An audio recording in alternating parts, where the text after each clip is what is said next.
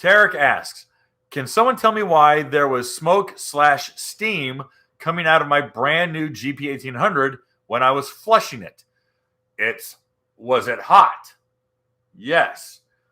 Understand that when you flush a watercraft and it's running, that water is running to cool the engine, and it's also being fed through the exhaust. So your water box is in fact being filled with water, and you can blip it out with a little bit of throttle.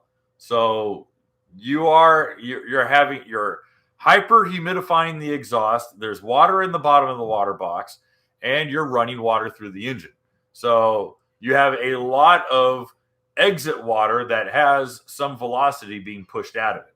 So hopefully that answers your question, because that's where the exhaust pipes are. Okay, that was an easier one. All right. Hey guys, thanks for hanging out. This clip was taken from our weekly podcast that we record here every Sunday night at 8 p.m. Eastern Standard Time. If you want to watch the whole video, you can go to the Watercraft Journal's YouTube channel, go to playlists, and then click on live sessions. You're going to see it there. Otherwise, go ahead and leave a like, a comment, and definitely subscribe to the channel. It helps us grow. And again, thanks again for watching our videos, and we hope to see you soon.